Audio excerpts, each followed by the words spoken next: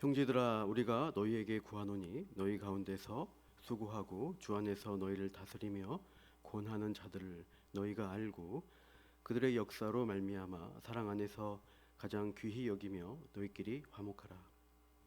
또 형제들아, 너희를 권면하노니 게으른 자들을 권계하며 마음이 약한 자들을 격려하고 힘이 없는 자들을 붙들어 주며 모든 사람에게 오래 참으라. 삼가 누가 누구에게든지 악으로 악을 갚지 말게 하고 서로 대하든지 모든 사람을 대하든지 항상 선을 따르라. 항상 기뻐하라. 쉬지 말고 기도하라. 범사에 감사하라. 이것이 그리스도 예수 안에서 너희를 향하신 하나님의 뜻이니라. 성령을 소멸하지 말며 예언을 멸시하지 말고 범사에 헤아려 좋은 것을 취하고 악은 어떤 모양이라도 버리라. 평강의 하나님이 친히 너희를 온전히 거룩하게 하시며 하시고 또 너희의 온 영과 혼과 몸이 우리 주 예수 그리스도께서 강림하실 때 흠없게 보존되기를 원하노라. 너희를 부르시는 이는 미쁘시니 그가 또한 이루시리라. 형제들아, 우리를 위하여 기도하라. 거룩하게 입맞춤으로 모든 형제에게 문안하라. 내가 주를 힘입어 너희를 명하노니 모든 형제에게 이 편지를 읽어주라. 우리 주 예수 그리스도의 은혜가 너희에게 있을지어다. 아멘. 데살로니가 전서 1장에서 3장까지는 이 교회에 대한 칭찬과 감사의 내용이 주로 나왔습니다. 4장 이후에는 데살로니가 교회와 교인들에 대한 교훈과 권면의 내용들을 담고 있습니다. 앞에 잠깐 4장 1절을 보십시오. 4장 1절에 그러므로 형제들아, 우리가 끝으로 주 안에서 너희에게 구하고 권면하노니 라고 하면서 쭉 권면의 내용들을 담고 있죠.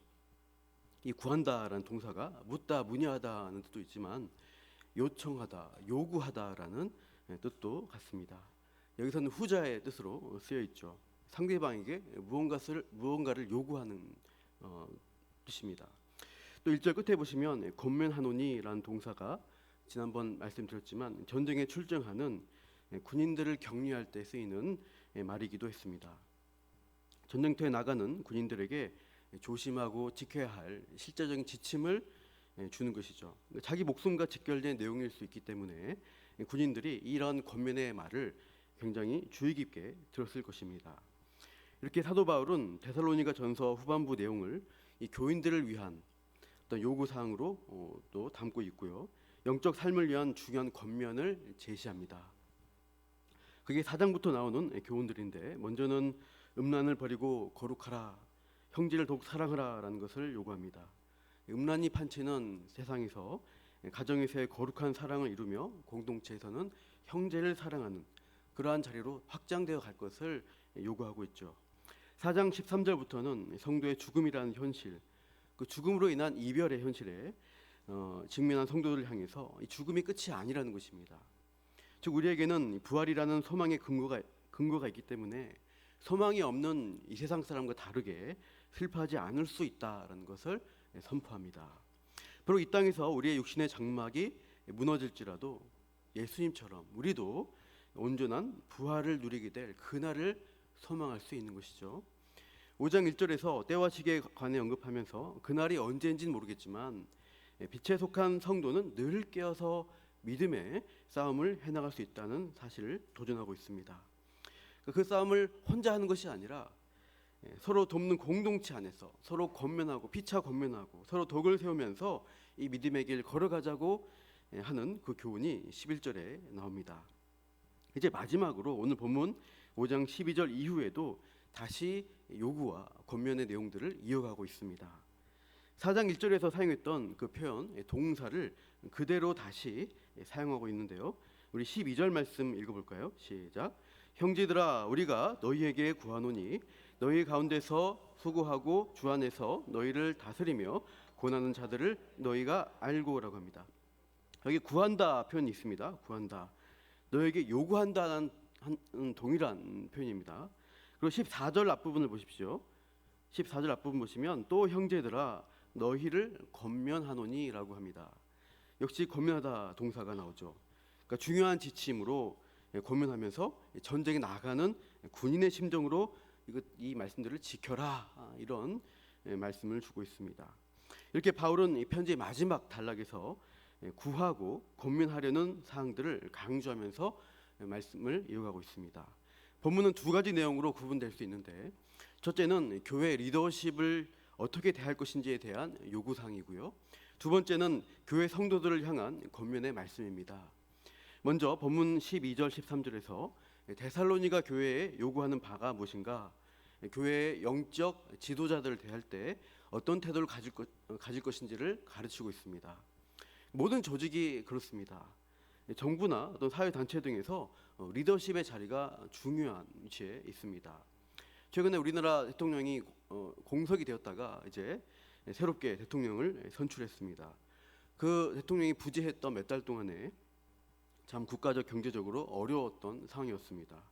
이제 새로운 리더십으로 해서 우리나라가 대내적인 위기와 산적한 문제들을 잘 해결해 나가도록 또 우리가 기원해야 하겠습니다. 제가 중고등학교 다닐 때 사회 과목에서 배운 기억이 있는데요. 자유민주주의 체제라고 이제 하는데, 이 다수의 군중의 다수결의 원칙인데, 이때 아무나 그냥 지도자로 세워지면 어떻게 되는가 했을 때, 다수의 유익을 위한 체제라는 장점이 있지만 그 잘못된 지도층이 되면은 이게 중우 정치, 우민 정치로 간다라는 위험성에 대해서 들었던 기억이 납니다. 그러니까 어리석은 사람과 어떤 군중에 의해서 사회와 국가가 좌지우지 되면은 더 혼란해지고 참 악화되는 상황에 빠지게 됩니다. 중남미의 대표적인 산유국인 베네수엘라라는 나라가 그렇습니다. 부패한 정권과 석유 재벌과의 결탁에 의해서 굉장한 부정부패가 만연됐고, 또 계속 정권을 이어가기 위해서 과도한 퍼주기식의 포퓰리즘을 일삼다가 경제 위기가 왔습니다. 그래서 베네수엘라가 한 10여 년 전에 망했죠. 완전히 망했습니다. 살인적인 물가 상승이 일어나고 식량 난으로 기아 상태까지 빠졌던 것을 우리가 뉴스에서 봤습니다. 국민들이 살려고 자기 나라를 탈출하는 그런 모습들이 있었죠. 그러니까 민주주의는 이런 면에서 좋은 리더십이 중요합니다. 상황과 인기에 영합해서 이랬다 저랬다 하지 않고, 이 민주주의 국가라는 것은 헌법의 정신을 잘 확립하고 이 법치라는 기준에 근거해서 국가와 사회가 경영되어 가야 잘 될 수 있습니다. 특별히 우민화되지 않도록 민주주의 시민으로서의 교육을 잘 장려해야 합니다. 고등학교 교육이 그런 국가 교육 과정 제도를 잘 이제 우리나라가 갖추고 있습니다. 제가 이제 교육학 전공을 해서 좀 이 내용들을 좀 살펴봤더니 좀 이제 옛날에 들은 가닥도 있어가지고 한 80년 동안 우리나라 공교육이 이제 진행되고 있는데요. 한 7차 교육 과정으로 계속 지금 변모해 왔습니다.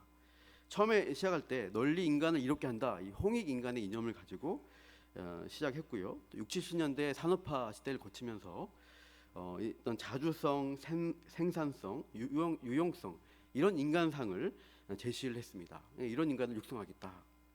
80년대 오니까 이제 어느 정도 산업이 발달되고 개인의 자율성과 자아실현을 강조하는 교육 방침으로 갔고요.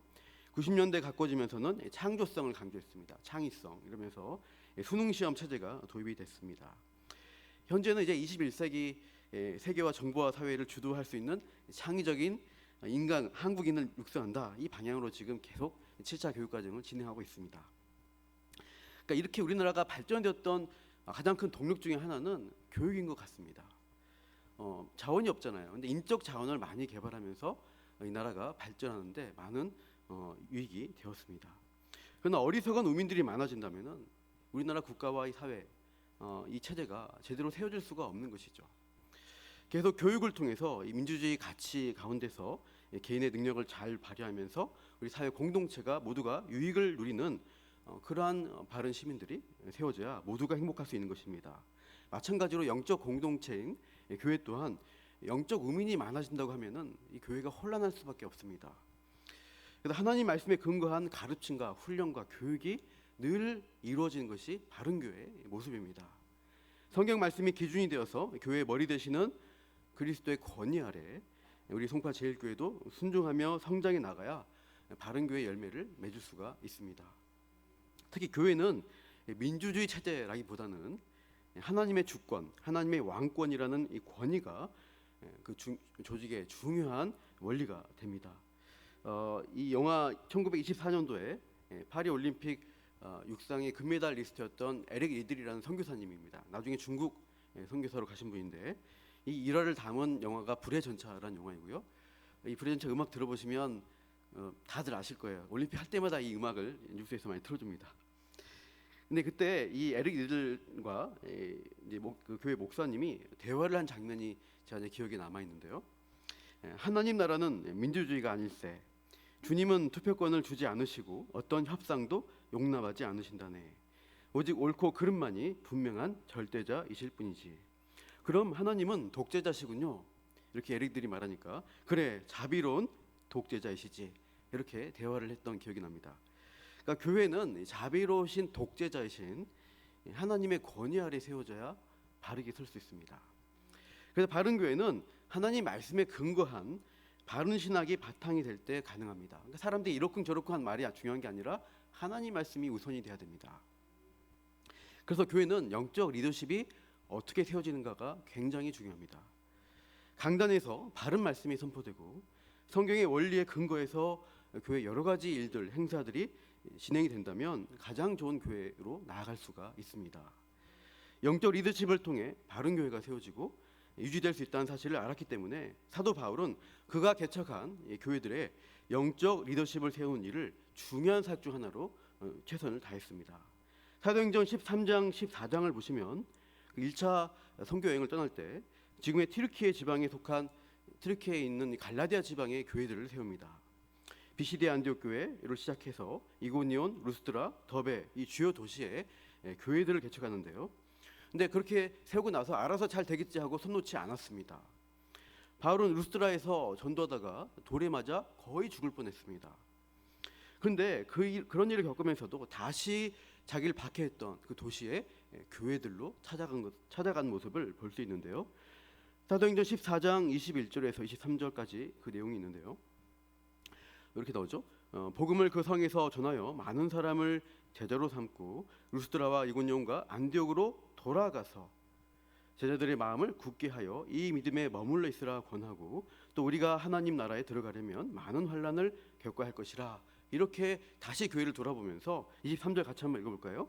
각 교회에서 장로들을 택하여 금식 기도하며 그들이 믿는 주께 그들을 위탁하고 라고 합니다.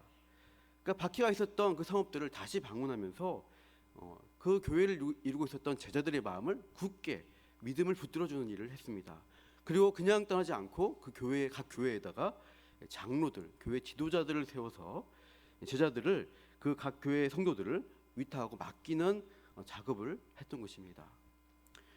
그러니까 이렇게 영적 지도자가 없으면은 교회는 금방 와야 되기 때문에 그러한 튼튼한 영적 리더십이 필요했던 것입니다. 오늘 본문에서도 바울은 데살로니가 교인들이 영적 지도자들을 대하는 바른 태도를 가질 것을 요구하고 있습니다. 그렇게 하는 것이 그 교회의 큰 유익이기 때문입니다. 12절에서 바울은 교회 지도자들을 너희 가운데서 수고하고 주 안에서 너희를 다스리며 권하는 자라고 표현하죠. 바울은 교회 지도자들을 세 가지 직분을 역할을 수행하는 직분자로 묘사하고 있죠. 먼저 교회 지도자들은 너희 가운데서 수고하는 자라고 합니다. 이 수고하다는 동사가 지치다, 피곤하다, 애쓰다라는 뜻을 가지고 있어요. 이 단어가 어디에 쓰였냐면은 가죽으로 장막을 만드는 그 힘든 육체 노동을 할 때 이 단어를 사용하는데요. 앞에 데살로니가전서 2장 9절에 보시면 형제들아 우리의 수고와 이때 수고란 단어고요. 애쓴 것을 너희가 기억하리니 너희 아무에게도 배를 끼치지 아니하려고 밤낮으로 일하면서 너에게 하나님의 복음을 전하노라.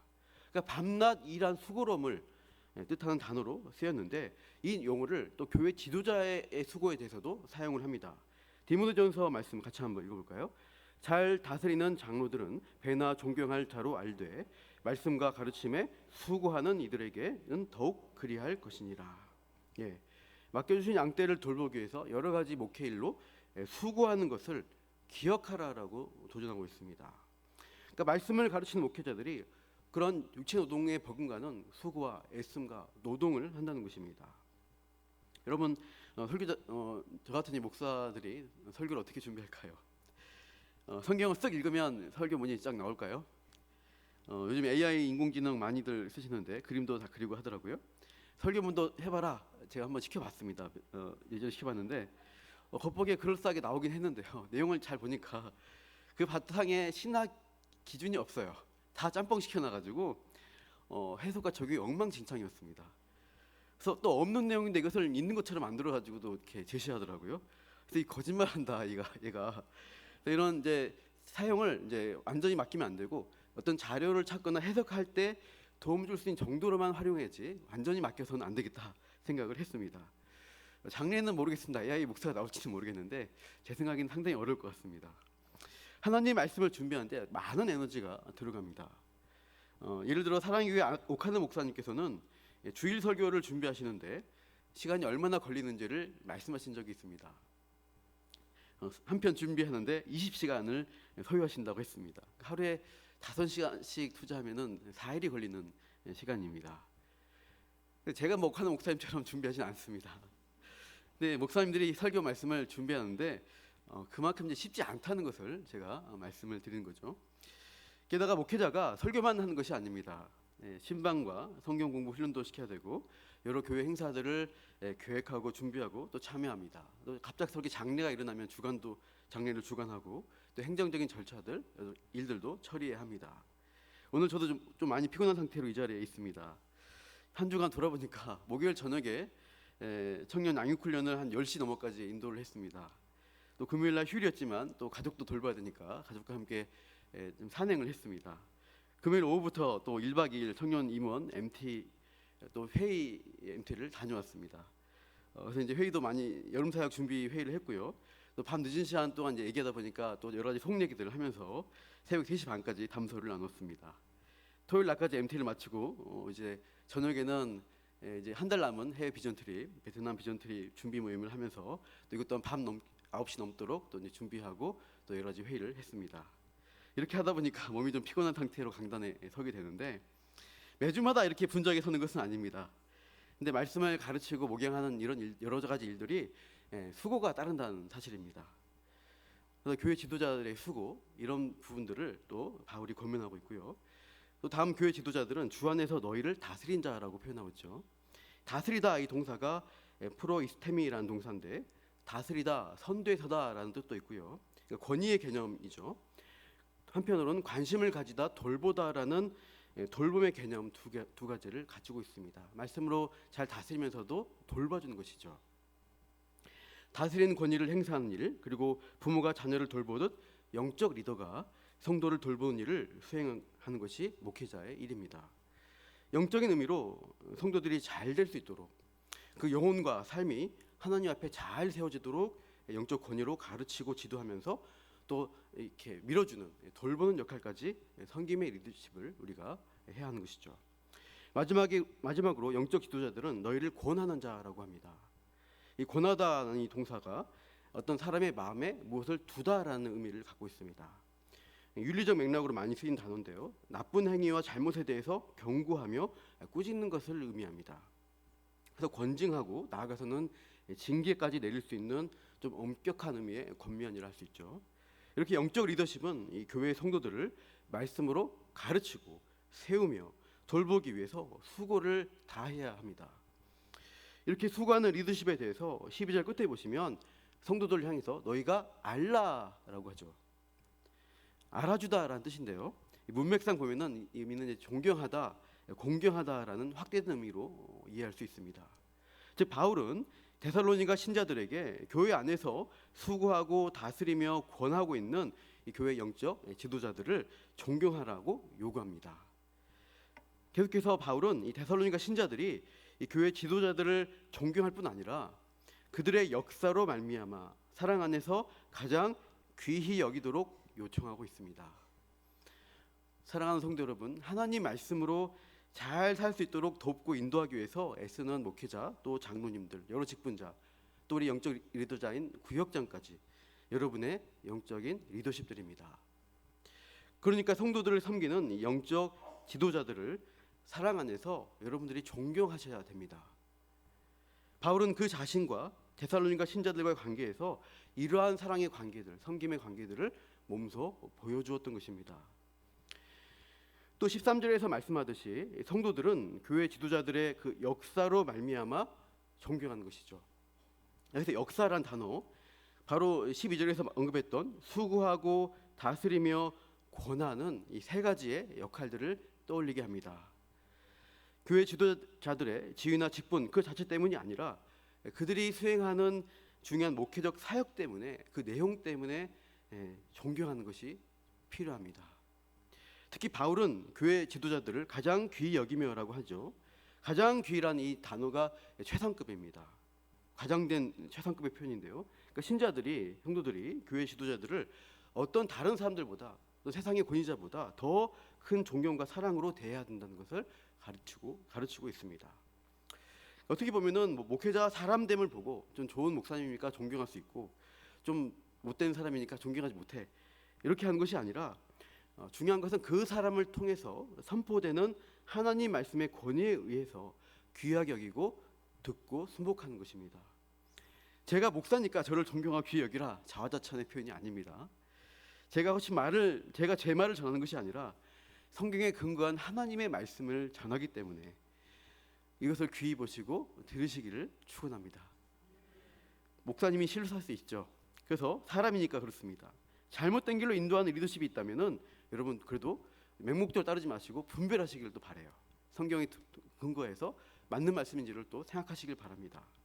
그러나 성경에서 벗어나지 않고 교회와 성도의 유익을 위한 도전과 권면의 말씀을 계속 선포한다면 그 사람의 음성으로 들리겠지만 이것을 하나님의 말씀으로 받아들이시고 유익을 얻으시기를 축복합니다. 이렇게 말씀의 권위 아래 하나 될 때 교회가 든든히 세워집니다. 13절 마지막에 보시면 화목하라라고 명령합니다. 이렇게 말씀 안에서 화목되는 것을 말합니다. 하나 되는 것이죠.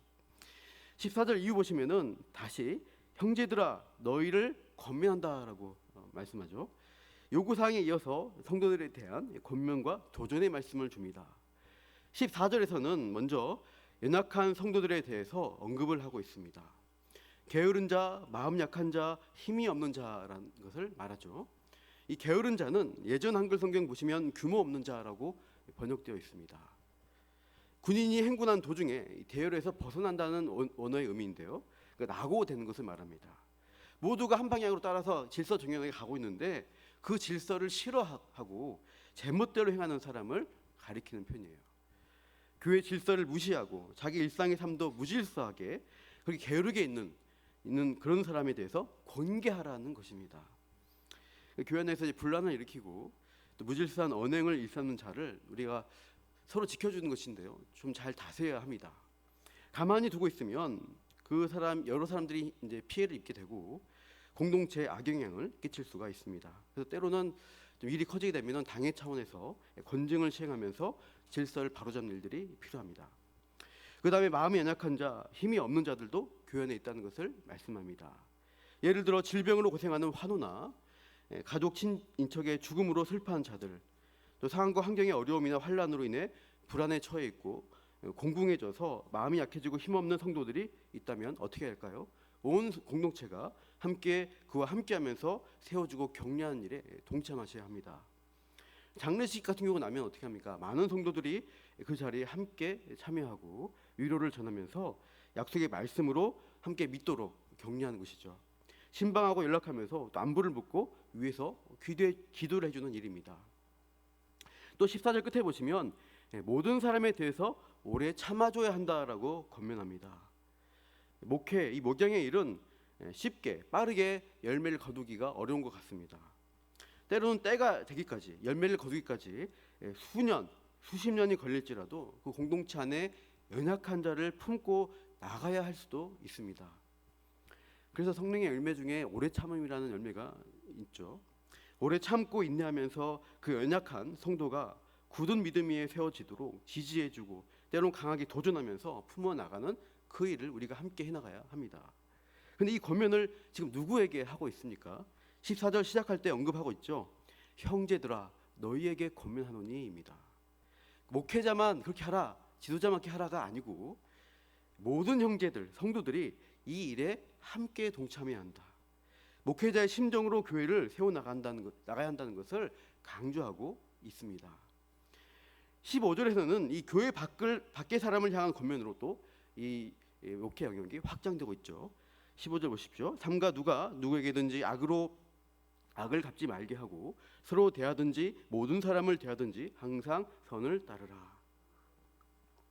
교회 안뿐 아니라 교회 밖을 향해서도 우리가 악을 악으로 갚지 않고 모든 사람을 대할 때 선을 따르도록 권면하는 것이죠.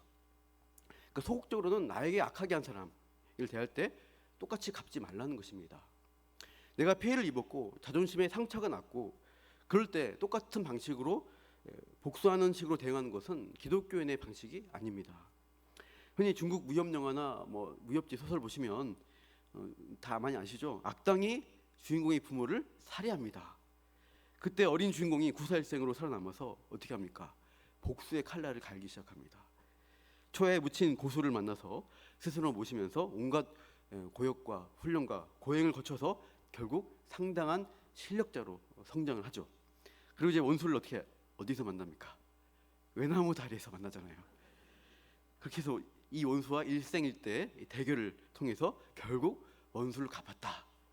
이런 스토리가 사이다, 사필귀정이다 이러면서 관객들이 좋아하십니다. 근데 이 영화가 우리의 삶의 진짜 현실에서 이어진다면 어떻게 될까요? 이어진 스토리는 이겁니다. 마지막에 죽임당한 그 원수의 자녀도 살아남은 거예요. 또 우리 부모님이 원수 이러면서 그 아이가 복수의 칼날을 갈면서 악을 악으로 갚아나가는 복수의 악순환이 계속 되어지는 것이 실정이 현실입니다. 그러니까 예수님은 이 굴레를 끊으라는 것입니다. 악이 악을 낳고 폭력이 또 다른 폭력을 낳는 구조는 공멸입니다. 예수님은 하나님이 갚아주실 것을 그 은혜를 바라보면서 산상순의 말씀을 주셨죠. 한쪽 뺨을 맞았으면 다른 쪽 뺨도 내줘라. 이렇게 고리를 끊을 것을 우리에게 말씀하시죠. 근데 이게 참 쉽지가 않아요. 뺨 맞았는데 이쪽 뺨 대기가 참 쉽지 않습니다. 무섭잖아요. 근데 다윗의 시편을 잘 보시면 이제 그런 삶을 산 것을 알 수 있어요. 계속 원수 같은 사울이 얼마나 쫓아다니고 죽이려 합니까? 죄 짓지 않았는데도 죽이려 하잖아요. 그때 다윗은 그 사울을 제거하려 하지 않고 하나님께 가서 엎드립니다. 그래서 그 애절한 다윗의 시편들이 다 그러한 기도의 고백들이에요. 우리도 악을 악으로 갚지 않으려면 다윗의 시편처럼 하나님 앞에서 토로하는 시간들이 반드시 필요합니다. 참고 있으면 터져요. 화가 나고 분노가 일어납니다. 하나님 앞에 이것을 풀어내야 됩니다. 하나님이 주시는 위로의 자리, 약속과 은혜의 자리에 있을 때 악으로 악을 갚지 않겠다는 용기가 생겨나고 오히려 적극적으로 그 영혼을 불쌍히 여기면서 선을 베풀 힘을 얻게 됩니다. 로마서 말씀 한번 읽어볼까요? 같이 12장 19절에서 21절 좀 긴데 같이 읽겠습니다. 내 사랑하는 자들아 너희가 친히 원수를 갚지 말고 하나님의 진노하심에 맡기라. 괴록되었을 때 원수 갚는 것이 내게 있으니 내가 갚으리라고 주께서 말씀하시니라. 내 원수가 줄이거든 먹이고 목마르거든 마시게 하라. 그리함으로 내가 숯불을 그 머리에 쌓아 놓으리라. 악에게 지지 말고 선으로 악을 이겨라. 하나님이 갚아줄 거다. 하나님이 결국 결국 악한 자면 심판하실 것이다. 너는 하나님께 맡기고 최선의 선은 하나님께서 이루실 것을 믿고 우리는 선을 베풀 뿐이다. 이 도전을 하고 있습니다. 이렇게 선을 추구하는 공동체와 신자로 살아가기 위한 우리의 이제 지침이 16절 이후에 제시가 되고 있어요. 그러니까 세 가지 항목인데 기쁨, 기도, 감사라는 3중의 명령을 우리에게 제시합니다.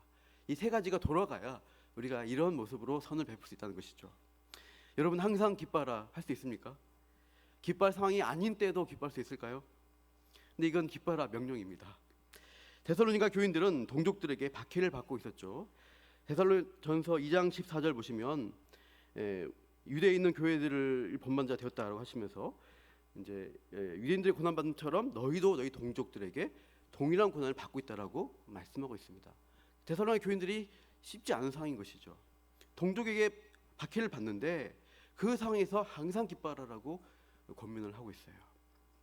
물론 슬픈 일 당해도 울지 말라, 슬픈 티를 아예 내지 말라라는 요구가 아닙니다. 힘들 때 한숨이 납니다. 슬플 때 눈물이 흘러갑니다. 흐르게 됩니다. 당연하죠. 그런데 그 고민과 아픔과 슬픔 그 자리에 계속 머물러서 자기 연민에 빠지지 말라는 것입니다. 일어나서 마음을 잡고 그 상황을 극복하라는 것이죠. 슬픔의 자리에 있지만 하나님이 주시는 기쁨의 자리를 향해서 나아가라는 도전입니다.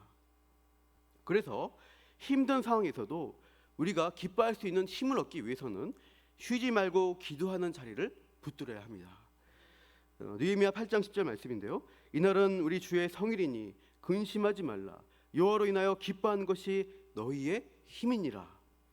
느헤미야는 죄로 인해 고난받고 있는 백성들이, 울고 있는 그 백성들을 향해서 하나님으로 인해서 받는 기쁨이 너희 힘이라고 격려합니다.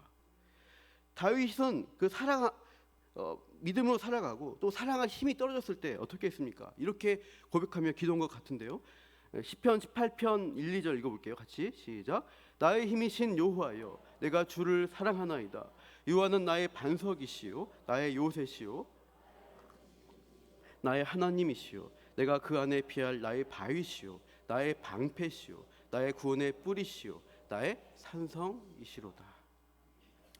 하나님이 이렇게 회복시켜 주신다는 거예요. 나의 힘은 하나님께 있습니다. 하나님이 주시는 기쁨, 새 힘을 기도할 때 공급받아서 다시 믿음으로 살겠습니다. 다시 하나님 뜻대로 순종하겠습니다. 이 믿음의 삶을 살 수 있는 근거가 여기에 있습니다. 쉬지 말고 계속 중얼중얼 기도한다는 것은 말하는 게 아니에요. 여러분 길거리에서 계속 이렇게 하시면은 지나가는 사람들이 교회 오지 않을 겁니다. 방신도구나. 그러니까 어떤 형태로 기도하는 걸까요? 하나님 살려주세요, 도와주세요, 함께 해주세요. 마음속으로 또 우리 생각으로 계속 하나님을 붙드는 거예요. 우리가 처하는 상황과 환경에서 늘 하나님을 의식하고 모든 일을 맡기고 의지하며 구하는 그 마음을 갖는 것이 쉬지 않고 기도하는 것입니다. 또 범사에 감사라고 합니다. 모든 일, 모든 상황에 대해서 감사라는 것이죠. 이 감사와 기도가 짝을 이루는 것을 우리가 곳곳에서 발견하게 되는데 데살로니가 전서 1장 2절을 보시면 이렇게 말합니다. 우리가 너희 모두로 말미암아 항상 하나님께 감사하며 기도할 때 너희를 기억함은이라고 하죠. 그러니까 데살로니가 교인을 향한 바울의 기도에 항상 감사가 먼저 고백됩니다. 기도하는데 감사가 없는 것은 맞지 않습니다. 감사한 사람은 기도로 표현합니다. 기도하는 사람은 감사를 고백할 수밖에 없습니다. 우리 QT로 봤던 말씀인데요. 빌립보서 4장 6절 말씀 같이 읽겠습니다. 아무것도 염려하지 말고 다만 모든 일에 기도와 간구로 너희 구할 것을 감사함으로 하나님께 아뢰라. 바울은 이 빌립보서를 쓸 때 로마에 갇혀 있었습니다. 미결수로 이제 속박되는 상태에 있는데 이 편지를 쓰면서 빌립보 교인들을 향해서 오히려 감사로 기도하라고 도전한 거죠. 기뻐하라 말씀도 많이 나왔고요. 그러니까 염려할 처지에 있어도 모든 일에 대해서 기도하라 하면서 그 구할 것을 감사함으로 아뢰라라고 합니다.